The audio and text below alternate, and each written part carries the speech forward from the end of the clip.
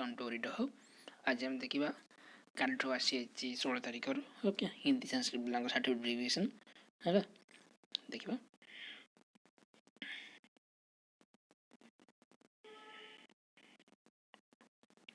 यहाँ कौन जो ओसीएस जो रेगुलर टीचर जो हिंदी संस्कृत पिला जो बड़ी था okay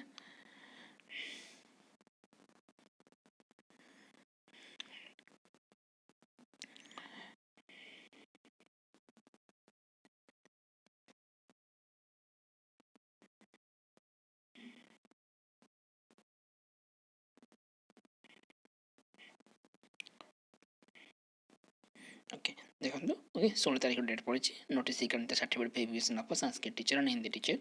art of regular teacher for government secondary schools है ये लिखा है जो 23/11 बाहर थी 2022 मसीह सी एडवर्टाइजमेंट ओके कौन main written examination of the for the post of Sanskrit teacher and Hindi teacher of regular teacher है पब्लिश्ड है कौन 12/1/2024 पब्लिश्ड है लिखा लिखा कौन certificate verification for the shortlist candidate of all special category मैंने PWD ex serviceman sports person okay से मानकर हम कौटी ना कमिशन ऑफिस ही हम माने आम जो यूनिट टू भुवनेश्वर हम बुझे ना कौ दिन हम ना 22 तारिख ना 22 जनवरी 2024 बुझे ये लिखा कौन बाकी जो मैंने रही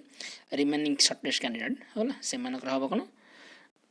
एवं विल डाउन रेस्पेक्टिव डिस्ट्रिक्ट जो डिस्ट्रिक्ट हो से डिस्ट्रिक्ट कौन से 22 तारिख दिन ही हम के 10टा टाइम 10टा रिपोर्टिंग टाइम बुझे कंसर्न डी ऑफिस है district wise allotment of candidate certificate verification uploaded available in the website commission है रहा 18/1/2024 आपको पड़े आस कौन आडमिशन आडमिट कार्ड डाउनलोड करने बुझे ना कौन ना सर्टिफिकेट वेरिफिकेशन आप जानते ओएसएस सर्टिफिकेट वेरिफिकेशन कार्ड गोटे तार आडमिट कार्ड इश्यू करे है से नहीं जी बायोडाटा कम आटेस्टेशन फॉर्म ये हाँ देखिए ओके देखा आम ओके बायोडाटा कम आटेस्टेशन फॉर्म अच्छी ये रहा कौन the candidates of candidate who will remain absent in the certificate verification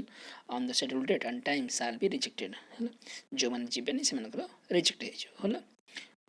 रहा change of date of certificate verification will not be entertained लिखा है ओके ये रहा कौन schedule for the certificate verification of special category candidates for the post of Hindi teacher मानकर है रहा special category है मैंने पीरियड कैंडिडेट रहा लिखा है स्पेशल कैटेगरी कौन PWD ex serviceman sports person okay से रहा ये 22 तारिख दिन 10टार कह अच्छी है ना 2टार कार अच्छी है आप निज रोल नंबर देखिए 2टार अच्छी संस्कृत पिलांर 10टा लोग अच्छी हिंदी पिलांर ओके देखते ये हिंदी टीचर पिलांर यहाँ लगे संस्कृत टीचर 2टार अच्छे आप निज जो देखने बुझे यहाँ बायोडाटा कम आर्टिस्ट ये तो डाउनलोड कर नहीं है यहाँ ने ये फर्मटा ने ओके ये फर्मटा ने ये लिखा है डॉक्यूमेंट कौन दरकार admission letter copy of the online application form है सी ऑनलाइन एप्लिकेशन फॉर्म सब आप डिटेल्स लिखाई आपड़ यहाँ जब किसी फिलअप कर कन्फ्यूज होती सी ऑनलाइन फॉर्म सब लिखाई आप name of the post okay लिखे कौन कौन है मैंने संस्कृत लिखे हिंदी थी हिंदी लिखे है किसी न जापर छाड़ी जाइए फिलअप करदे बुझे किसी बड़ा इश्यू नहीं है roll number okay roll number लिखे भलसे नेम लिखे ब्लॉक लेटर जेंडर टिक मारे लिखे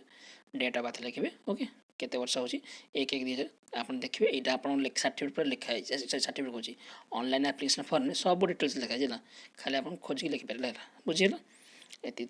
सब फिलअप करेंगे आप डेट हिसाब से ओके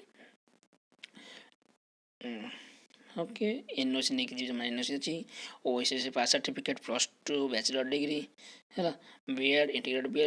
बीएड एमएड जहाँ जहाँ जमी अच्छी क्वालिफिकेशन नहीं कि जी okay SC ST SC BC certificate नहीं कि जी डिक्लेरेशन एससी सर्टिफिकेट की डिक्लेरेशन मान ये लास्ट रहा कथा डिक्लेरेशन ओके देखा ये बोल लास्ट की डिक्लेरेशन फॉर्म थी प्रीवियस जो हमारे रेगुलर टीचर वेरिफिकेशन होता है एससी बीसी कैटेगरी भाई भाई मैंने है जो मैंने PWD कैंडिडेट सर्टिफिकेट एक certificate sports ID NOC okay NID proof ये आधार कार्ड है लिखे आधार कार्ड लिखिकी तार आईडी नंबर लिखे बुझेगा पैन कार्ड लिखिकी तार आईडी नंबर लिखे बुझेगा NID proof issued by government जेकोसी आईडी गोटे लिखे जमी मेनसन कल आधार DL पैन भोटर जहाँ आप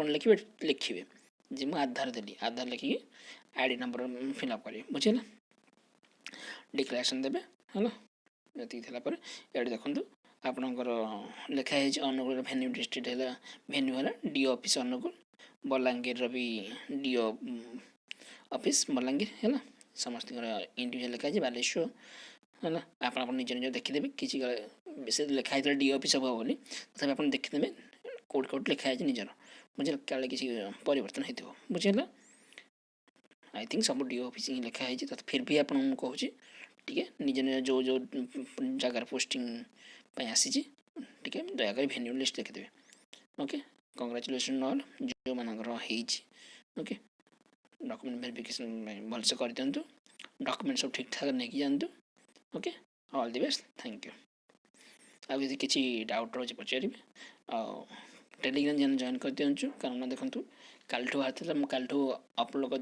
टेलीग्राम चैनल बाकी due to shortage of time माने मो वीडियो बन पारनी बुझेगा तेना आप